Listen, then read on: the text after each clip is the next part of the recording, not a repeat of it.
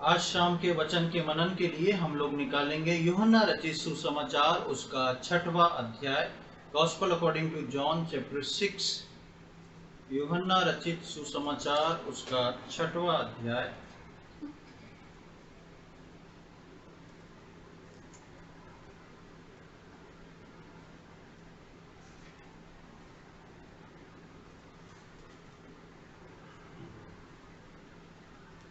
और उसका 25 से लेके 27 तक हम पढ़ेंगे। Gospel according to John chapter 6 verses 25 to 27।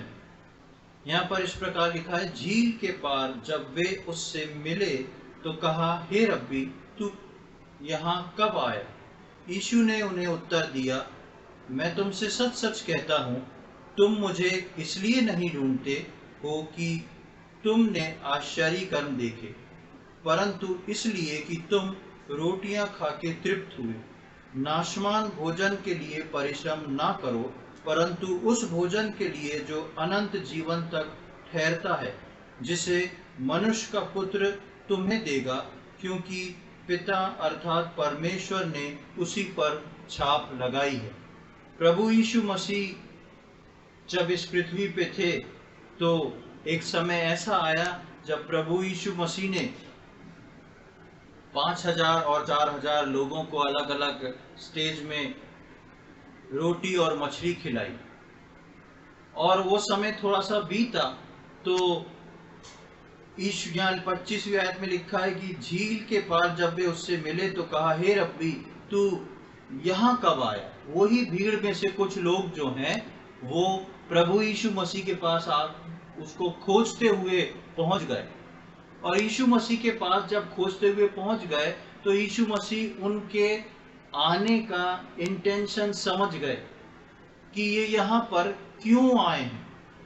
और इसलिए यीशु मसीह उनसे बोलते हैं 26वीं आयत में, यीशु ने उत्तर दिया, मैं तुमसे सच सच कहता हूँ, तुम मुझे इसलिए नहीं ढूंढते हो कि तुमने आश्चर्य कर्म देखे, परंतु इसलिए कि तुम रोटी खाकर तृप्त हुए। और उसके बाद एक बात को प्रभु यीशु मसीह बोलते हैं, नाशवान भोजन के लिए परिश्रम मत करो। ये भीड़ जो थी प्रभु यीशु मसीह को ढूंढ रही थी, और ये भीड़ प्रभु यीशु मसीह को ढूंढते हुए आ रही थी क्योंकि इनको रोटी की आवश्यकता थी। उस आश्चर्य कर्म की आवश्यकता नहीं थी, इनको रोटी की आवश्यकता थी। और वो चाह रहे थे कि फिर से वैसी कोई मीटिंग होगी और फिर से प्रभु यीशु मसीह जो है सबको रोटियां खिला देगा। इसलिए यीशु मसीह उनसे बोलते हैं कि तुम यहाँ पे उस रोटी के लिए पहुंचे हो।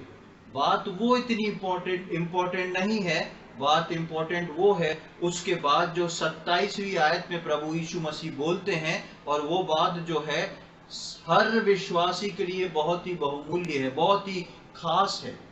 और उसमें लिखा है, नाशवान भोजन के लिए परिश्रम ना करो, पर उस भोजन के लिए जो अनंत जीवन तक ठहरता है। नाशवान भोजन क्या है? नाशवान भोजन जो है वो अपने शरीर की चिंता के साथ पूर्ति करना। अब अपने शरीर की चिंता के साथ पूर्ति करना एक स्वाभाविक चीज है। हर व्यक्ति को कार्य करना है ताकि वो अपने जीवन को चला सके। हर व्यक्ति को नौकरी करना है, पैसा कमाना है कि उसके जीवन जो है वो चल सके।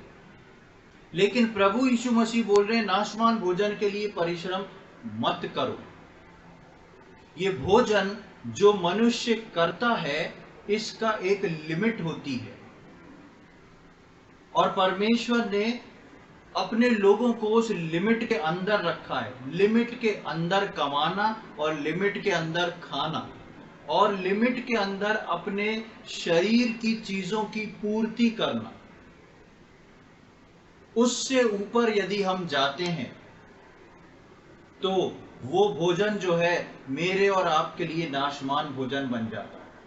पर यहाँ पर हम आज जो चीज मैं आप लोग के सम्मुख रखने जा रहा हूं वो इससे अलग हटके है। और दूसरी बात क्या है? वो है रोटी। प्रभु यीशु मसीह ने यहाँ पर रोटी की बात करी, और आज हम जो है आज के वचन में हम दो प्रकार की रोटियों के बारे में सीखने जा रहे हैं। एक रोटी जो स्वाभाविक रोटी है, इस पृथ्वी पे जीने के लिए है। एक रोटी जो स्वाभाविक रोटी है और इस पृथ्वी पे जीने के लिए रखी हुई है। दूसरी रोटी जो स्वर्ग की है, और वो रोटी किस काम के लिए है? जिस प्रकार स्वाभाविक रोटी मुझको और आपको जीवन, शरीर में जीवन जीने के लिए, ताकत देने के लिए है, और हम जब तक जीवित हैं तब तक हमको चलाने के लिए अन्न की आवश्यकता है।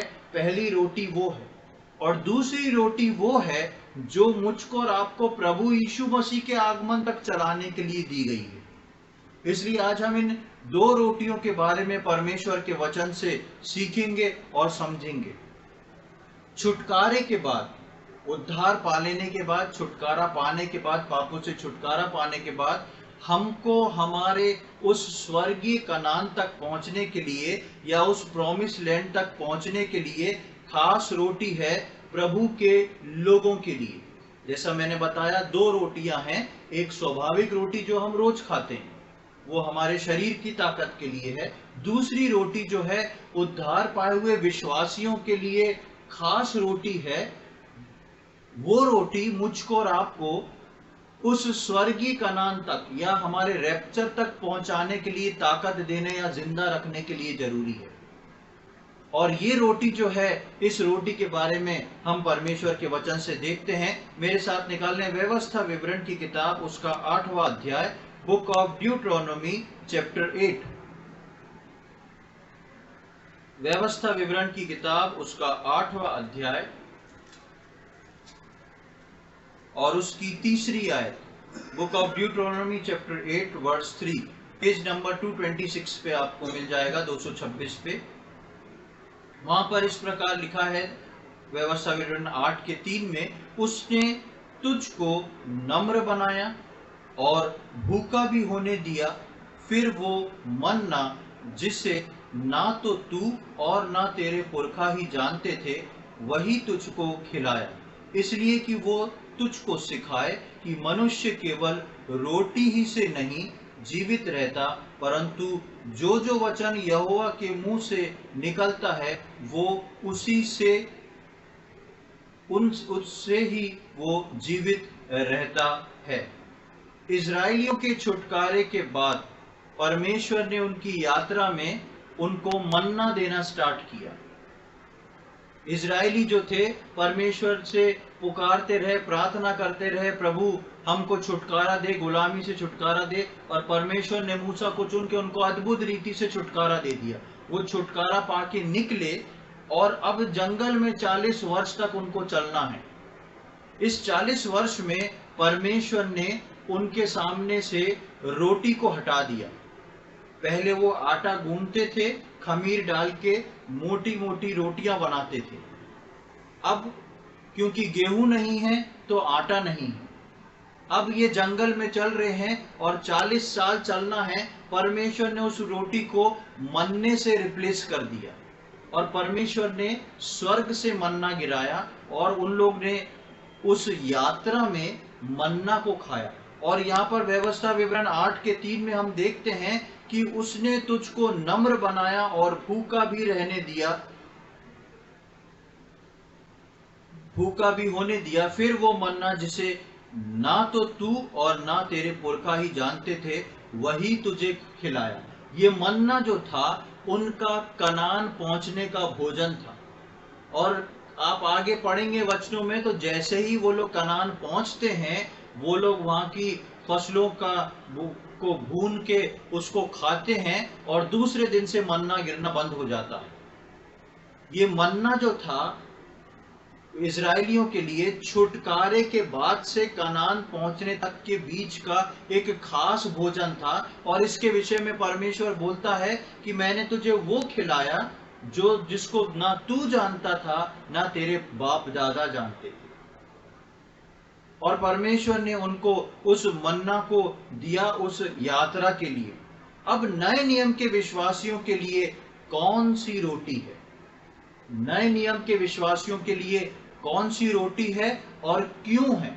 जिस प्रकार मैंने पहले भी बताया कि परमेश्वर के वचन में जिस प्रकार इजराइलियों का मिस्र से छुटकारा और कनान पहुंचना है, उसी प्रकार नए नियम के विश्वासियों का उद्धार पाके प्रभु को ग्रहण करके रैप्चर तक ठहरे रहना या प्रभु यीशु मसीह के आगमन तक के लिए रुकने का एक सफर एज इट इज है। ये जो है एक छाया थी पुराने समय में और एक पिक्चराइजेशन था जो कि वास्तविकता में अब बदल रहा है।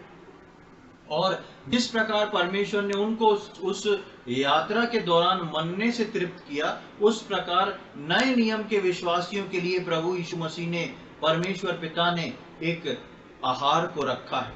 और यही आहार है जो मुझको और आपको हमारे आत्मिक कनान तक या प्रभु यीशु मसीह के आगमन तक पहुंचाने वाला है। मेरे साथ वापस निकाले यूहन्ना रचित सुसमाचार उसका 6वां अध्याय, gospel according to John chapter 6।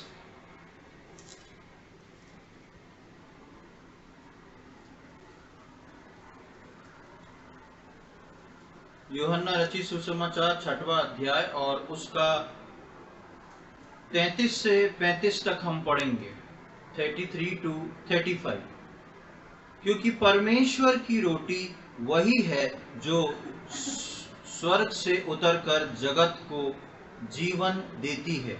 तब उन्होंने उससे कहा, हे प्रभु, ये रोटी हमें सर्वदा दिया कर।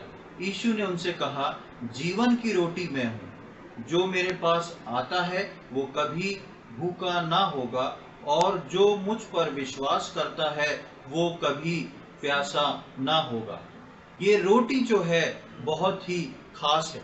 नए नियम के विश्वासियों के लिए भी परमेश्वर ने एक रोटी को रखा है।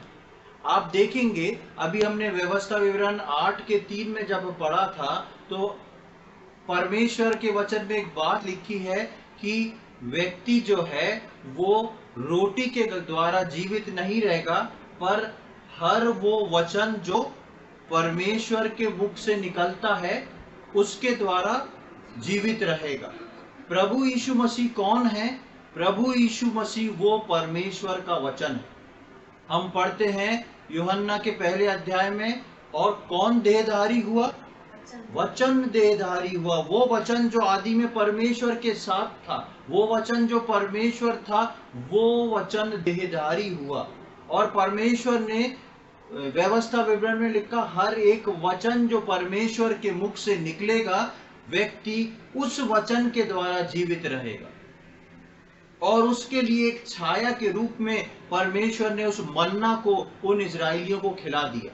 अब जब नए नियम में आते हैं तब प्रभु यीशु मसीह बोलते हैं, यीशु ने उनसे कहा 33वीं आयत में, क्योंकि परमेश्वर की रोटी वो है जो स्वर्ग से उतरकर जगत को जीवन देती है। 35वीं आयत, यीशु ने उनसे कहा, जीवन की रोटी मैं हूं, जो मेरे पास आता है वो कभी भूखा ना होगा, और जो मुझ पर विश्वास करता है वो कभी प्यासा ना होगा।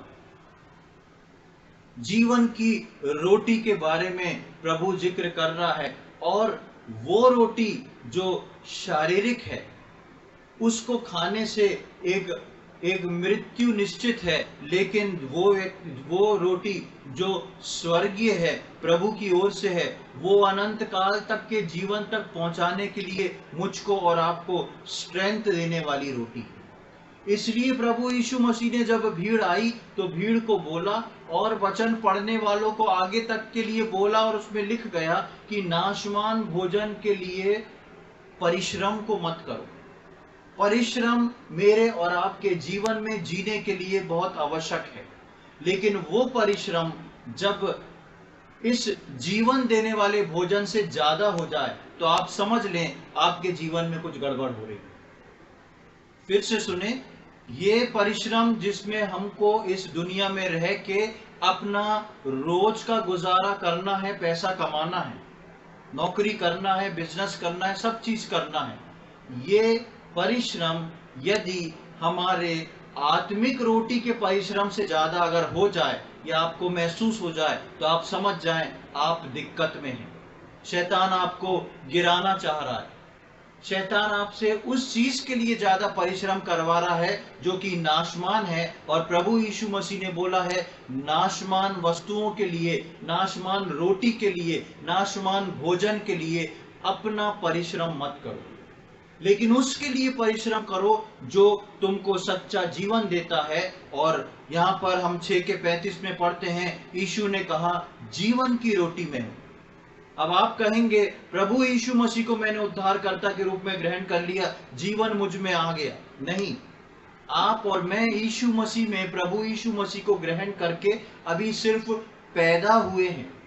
हमने यीशु मसीह में नए जन्म को लिया है, लेकिन यदि मुझको और आपको रैप्चर तक पहुंचना है, मुझको और आपको परमेश्वर तक पहुंचना है, तो उसके लिए इस रोटी को जिसके अंदर जीवन है ज्यादा महत्व देके अपने अंदर लेना बहुत जरूरी है।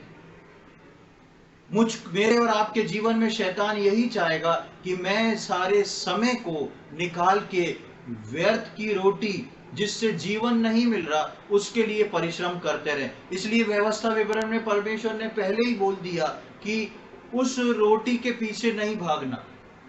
मनुष्य केवल रोटी से नहीं जीवित रहेगा, लेकिन हर एक वो वचन जो परमेश्वर की स्वर्ग से उतरी हुई रोटी है उसके द्वारा जीवित रहेगा।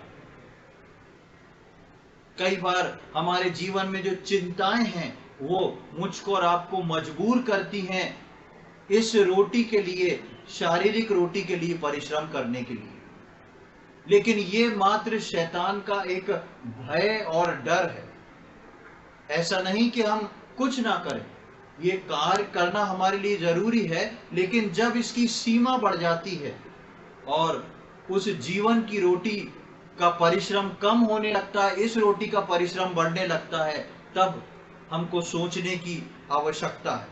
ये रोटी जो है बहुत ही महत्वपूर्ण है, और इस रोटी को परमेश्वर ने पुराने नियम से लेके, आप देखेंगे उत्पत्ति से लेके प्रकाशित वाक्य तक कहीं ना कहीं इस रोटी का जिक्र करके बताया और समझाया गया। एक और बात को हम परमेश्वर के वचन में देखेंगे, मेरे साथ निकालें पहला राजा की किताब, उसका 19वां अध्याय, फर्स्ट किंग्स चैप्टर 19, पहला राजा उसका 19वां अध्याय।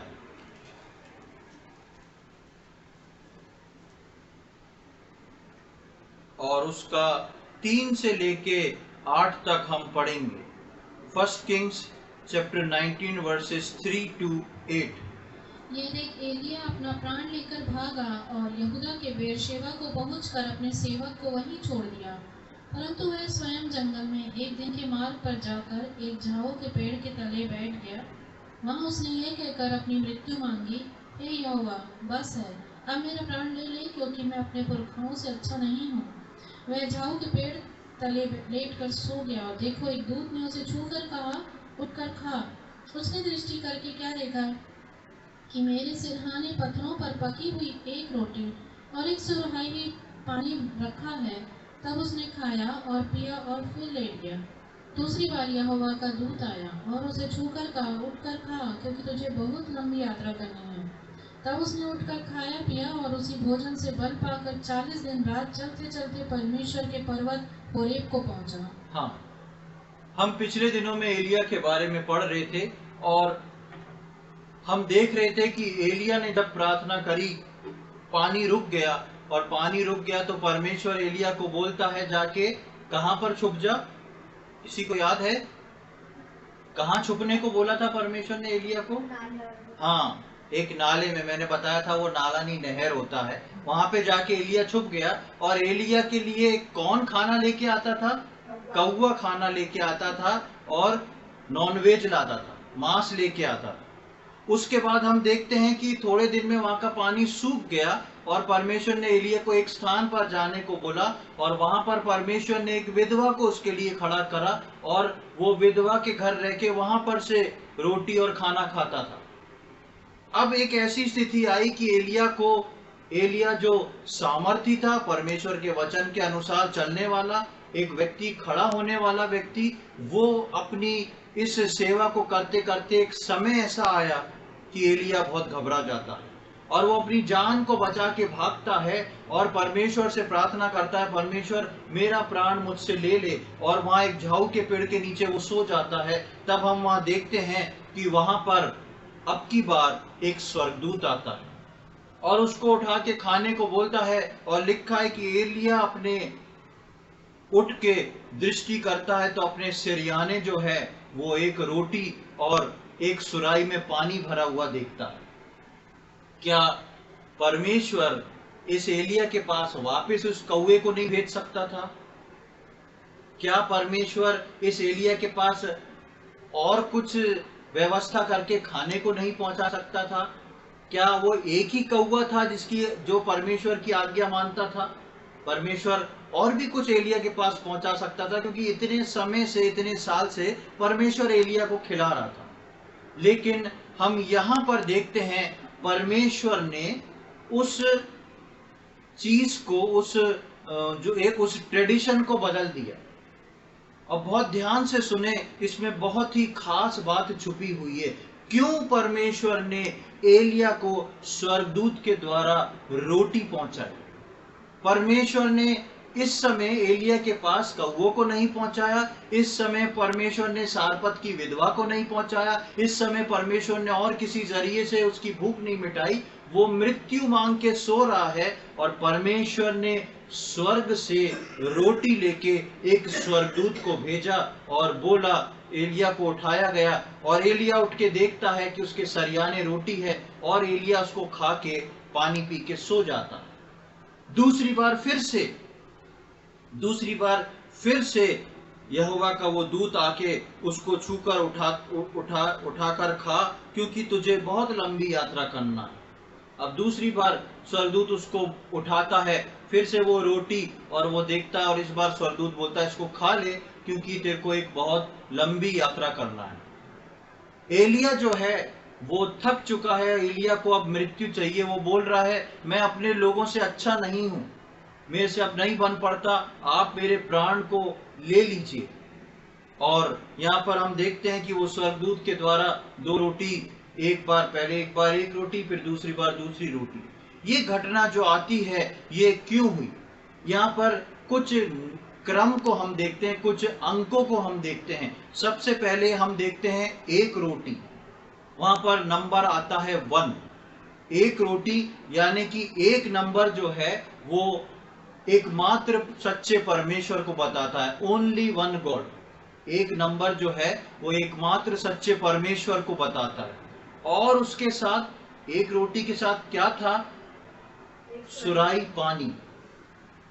वो पानी जो है वो अनंत काल के जीवन और पवित्र आत्मा को बताता है। वो पानी जो है अनंत काल के जीवन को और पवित्र आत्मा को बताता है। और ये घटना कितनी बार हुई? ये घटना 2 बार हुई। 2 बार स्वर्गदूत आया और टोटल रोटी दी गई 2। 2 नंबर जो है वो गवाही को बताता है।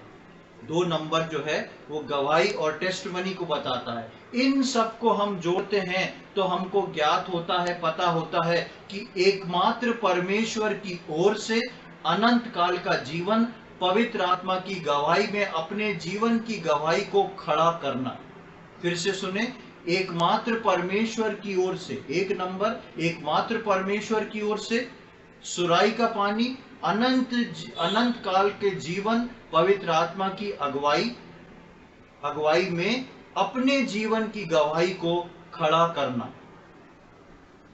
ये उस समय एलिया के जीवन में हो रहा है, जिस समय एलिया अपनी सेवा करते करते निराश हो जा रहा है और एलिया अब इस मूड में नहीं है कि काम करे। एलिया बोल रहा है परमेश्वर मेरा प्राण ले ले। और एलिया सुसाइड नहीं कर सकता है।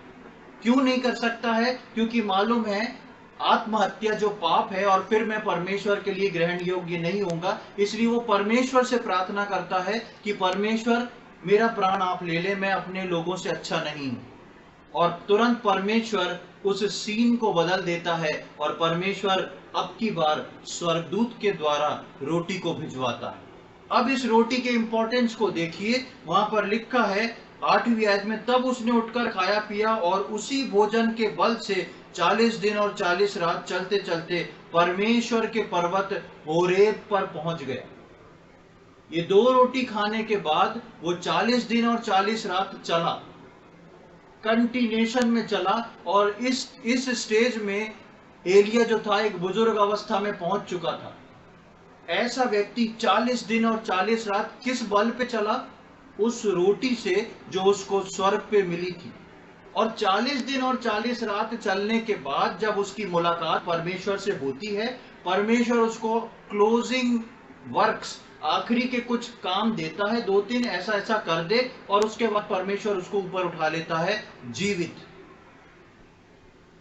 इस जीवित उठाए जाने से पहले 40 दिन और 40 रात उस रोटी के बल पे जो एलिया है वो चलता है। और 40 नंबर जो है बाइबल में ट्रायल्स और टेम्पटेशन को बताता है। Trials and temptation of life, 40 अंक जो है परीक्षा को और आने वाली जीवन की समस्याओं को बताता है।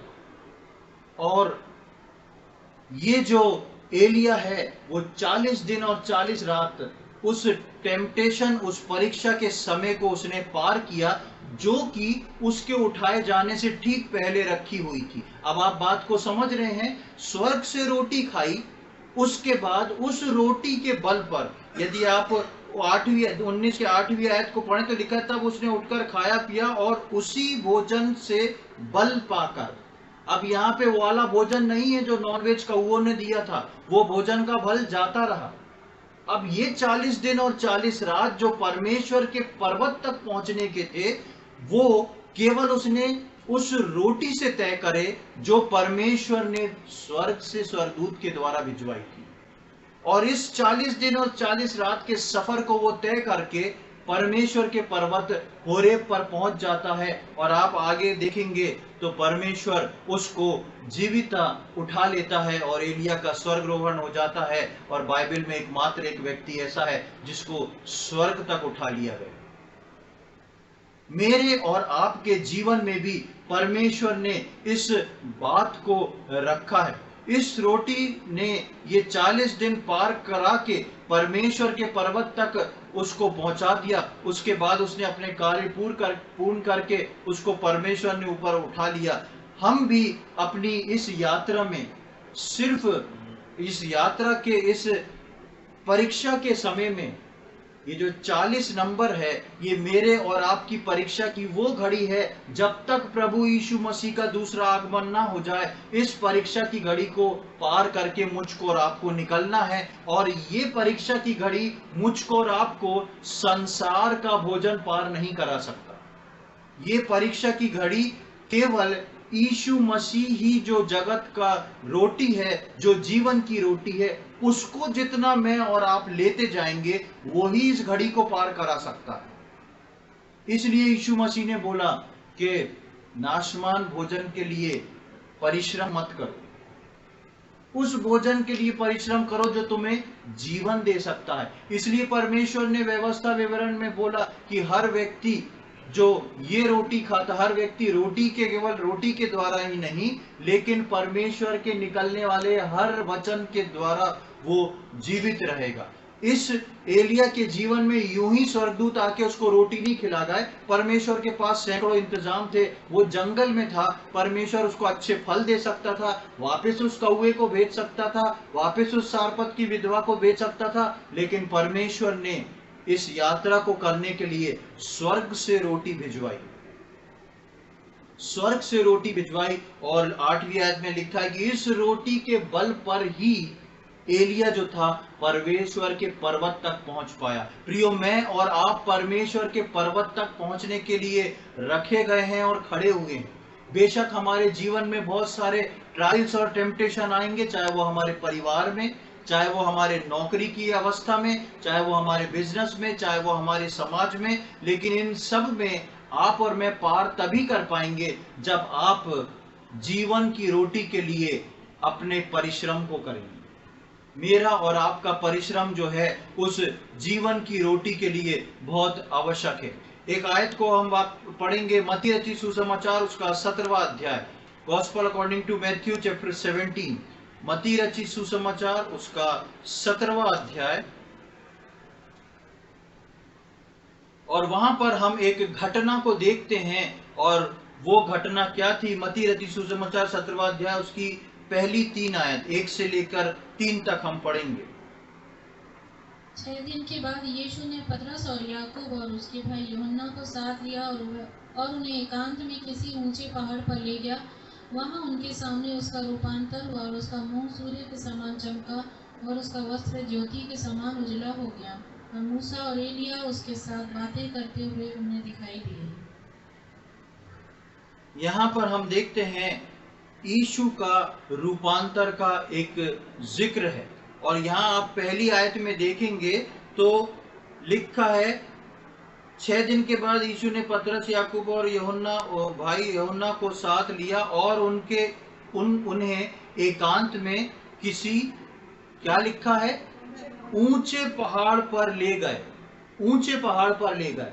अब वापस सोचें, अभी हमने क्या पढ़ के आए हैं? एलिया 40 दिन और 40 रात उस रोटी के बल पर चलता रहा और कहां पहुंच गया? परमेश्वर के पर्वत होरेब पे। एलिया उस रोटी को खा के परमेश्वर के पर्वत पर, ऊंचाई पर पहुंचा। और यहां पर हम पढ़ते हैं कि यीशु मसीह उनको एकांत में एक पहाड़ पे ले गए।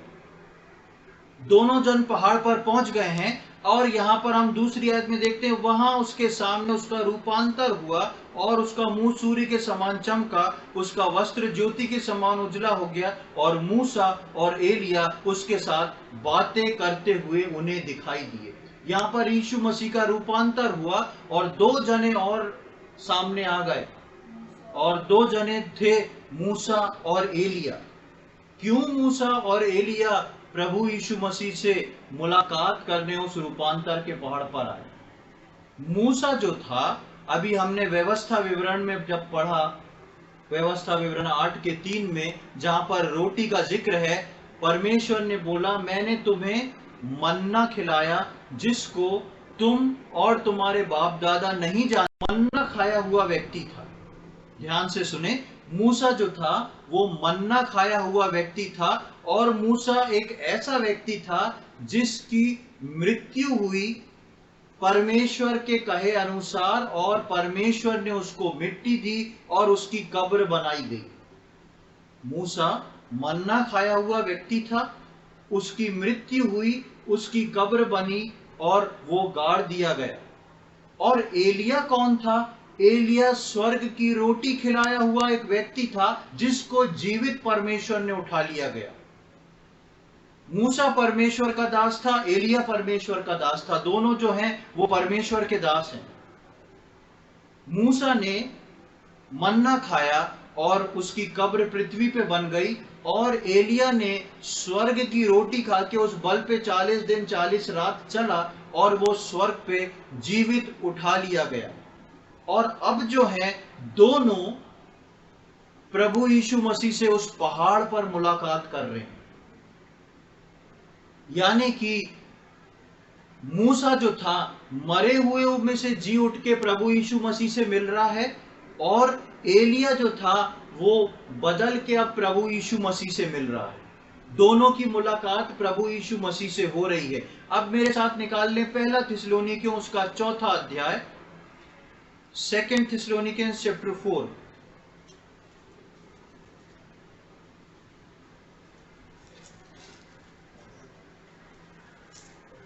पहला थिस्सलुनीकियों उसका 4था अध्याय और उसका 15, 16, 17 3 आयतों को हम पढ़ेंगे। क्योंकि हम प्रभु के वचन के अनुसार तुमसे यह कहते हैं कि हम जो जीवित हैं और प्रभु के आने तक बचे रहेंगे, सोए हुओं से कभी आगे ना बढ़ेंगे। क्योंकि प्रभु आप ही स्वर्ग से उतरेगा, उस समय ललकार और प्रधान दूत का शब्द सुनाई देगा, और परमेश्वर की तुरही फूंकी जाएगी, और जो मसीह में मरे हैं वे पहले जी उठेंगे। तब हम जो जीवित हैं और बचे रहेंगे उनके साथ बादलों पर उठा लिए जाएंगे कि हवा में प्रभु से मिलें, और इस रीति से हम सदा प्रभु के साथ रहेंगे। हाँ, यहाँ पर प्रेरित पौलुस जो है भविष्य में होने वाली रैप्चर की घटना को बता रहा है। कि जैसे ही अंतिम तुरही बजेगी, जैसे ही प्रधान स्वर्गदूत की ललकार होएगी, तब एक घटना घटेगी। और लिखा, और जो मसीह में मरे हैं पहले वे जी उठेंगे। जो मसीह में अब सो गए अब तक इतने सालों में, पहले वे जी उठेंगे। और लिखा है, हम जो जीवित हैं, तब हम जो जीवित हैं और बचे रहेंगे उसके साथ बादलों में उठा लिए जाएंगे कि हवा में प्रभु से मिले। यानी कि मरे हुए और जीवित दोनों जो हैं, उनका मिलन ऊंचाइयों पे, बादलों की ऊंचाइयों से प्रभु यीशु मसीह के साथ होने वाला है। और इस रूपांतर के पहाड़ पे हम देखते हैं कि मूसा जो था वो मर चुका है, और एलिया जो था वो मरा नहीं था, वो बदल के स्वर्ग में उठा लिया गया था। और ये दोनों जो हैं प्रभु यीशु मसीह से मुलाकात कर रहे हैं। ये एक रैप्चर का वो दृश्य है जब प्रभु के लोग जो हैं, जो प्रभु में सो गए हैं, वो प्रभु के साथ मुलाकात करेंगे। और जो प्रभु में मैं और आप जिंदा हैं, हम बदल के प्रभु के साथ मुलाकात करेंगे। मूसा मन्ना खा के मृतक हो चुका था, और एलिया जो था वो रोटी खा के स्वर्ग में जिंदा उठा लिया गया था। लेकिन दोनों जो हैं एक साथ ऊंचाइयों पे प्रभु यीशु मसीह से मिल रहे हैं। यही चीज मेरे और आपके जीवन में होने वाली है कि मैं और आप जो हैं वो प्रभु से मिलने बादलों पर पहुंचने वाले हैं। इसलिए मेरे और आपके जीवन में ये बहुत जरूरी है कि हम जो हैं उस जीवित रोटी को ले लें, वो रोटी जो जीवन को देती है। वापस हम यूहन्ना के 6वें अध्याय में आ जाएं, उसका 57 और 58 पढ़ेंगे, 57 and 58। Gospel according to John chapter 6, 57 and 58। जैसा जीवते पिता ने मुझे भेजा और मैं पिता के कारण जीवित हूँ, वैसा ही वह भी जो मुझे खाएगा मेरे कारण जीवित रहेगा। जो रोटी स्वर्ग से उतरी यही है, उस रोटी के समान नहीं जिसे बाप दादों ने खाया और मर गए। जो कोई ये रोटी खाएगा वो सर्वदा जीवित रहेगा। हाँ, प्रभु यीशु मसीह फिर से यहाँ पर कहते हैं, जैसा जीवित पिता ने मुझे भेजा और मैं पिता के कारण जीवित हूँ, वैसे ही वो भी जो मुझे खाएगा मेरे कारण जीवित रहेगा। प्रभु यीशु मसीह को एज अ पोर्शन रोज के लिए अपने को लेना बहुत आवश्यक है। हम सबके घरों में खाना बनता है, हम सबके घरों में पता है सबको कि कितना चावल रोज चढ़ना है लेके, कितने आटा गूंद के कितनी रोटी बनना है। सबको अपने घरों का हिसाब मालूम है कि हमारे घर में इतना चावल बनता है, इतना रोटी बनता है। एक टाइम टेबल बनता है, एक संख्या बनी हुई है, सबको मालूम है। आपको मालूम है रोज का पोर्शन जो है वो जरूरी, उतना जरूरी है आपके परिवार का डिनर या लंच के लिए। और यदि अचानक चावल खत्म हो जाए या रोटी का आटा खत्म हो जाए और कम आटा या कम चावल हो, तो हम क्या बोलते हैं? ये नहीं हो पाएगा, बोलते हैं ना, इतना नहीं हो पाएगा और चाहिए। या तो बाजार से लेके आए या कहीं ढूंढे, कहीं और पड़ा है। क्योंकि अगर इतना चावल या इतना आटा नहीं हुआ तो आज का लंच और डिनर नहीं हो पाए। ऐसे ही मुझको और आपको ये जो जीवन की रोटी है, इसका एक पोर्शन हर दिन के लिए लेना बहुत जरूरी है। हम क्या करते हैं, अपने जीवन की बाकी चीजों के लिए सारे पोर्शन को परफेक्ट रखते हैं, और जिस दिन लोड हो गया उस दिन प्रार्थना छोटी कर ली, जिस दिन लोड हो गया उस दिन वचन नहीं पढ़ा। लेकिन प्रभु यीशु मसीह बोलता है कि नाशवान भोजन के लिए परिश्रम मत करो, उतना परिश्रम करो जितना ठीक है। तुम्हारा नाशवान भोजन का परिश्रम इस जीवित रोटी के परिश्रम से ज्यादा ना हो जाए। ऐसा ना हो कि नाशवान भोजन को तो हम पूरा कर ले रहे हैं, अपने घर की सारी आवश्यकता जरूरत को पूरा कर ले रहे हैं, और आत्मिक भोजन में पूरे कमजोर होते जा रहे हैं। प्रियो, यदि ये आत्मिक भोजन मैंने और आपने नहीं पाया तो ये 40 दिन का जो ट्रायल्स और टेम्पटेशन का समय हमारे स्वर्ग रोहण से पहले, ये हमको वहां तक पहुंचाने में कमजोर कर देगा। उस खुराक को पूरा लेना मेरे और आपके लिए जरूरी है। इस यात्रा में हमारी रोटी जो है वो प्रभु यीशु मसीह है। इसलिए यीशु मसीह ने कहा कि स्वर्ग से उतरने वाली रोटी मैं हूं, जीवन देने वाली रोटी मैं हूं। जो मुझे खाता है वो कभी भूखा और प्यासा नहीं होएगा। उसके अंदर से वो जीवन जल के सोते फूट निकलते हैं। प्रियो, इस समय में जब मैं और आप प्रभु यीशु मसीह के आगमन तक पहुंचते जा रहे हैं, हर रोज, हर घंटा, हर क्षण जो है हम प्रभु यीशु मसीह के आगमन के करीब पहुंचते जा रहे हैं।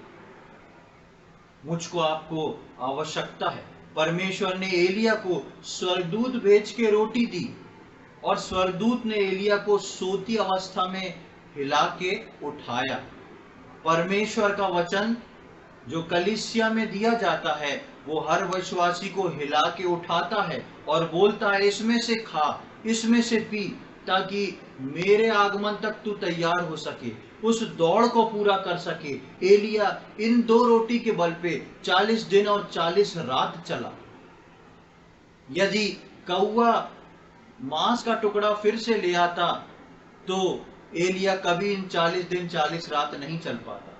परमेश्वर ने एलिया के लिए स्वर्ग से रोटी भिजवाई और वो खा के वो उस मुकाम तक पहुंचा कि लिखा है, उस रोटी के बल पर वो परमेश्वर के पर्वत होरेब पे पहुंच गया। प्रियो, मैं और आप भी जो हैं प्रभु यीशु मसीह से मिलने हवा में, ऊंचाइयों में उठाने वाले हैं। पर मेरा और आपका बल क्या है? आज हम अपने जीवन को जांच के देख लें। मेरे और आपके बल में व्यर्थ की रोटी, जो नाशवान रोटी है, उसके लिए परिश्रम ज्यादा है, या स्वर्ग से उतरी हुई रोटी, उसके लिए परिश्रम ज्यादा?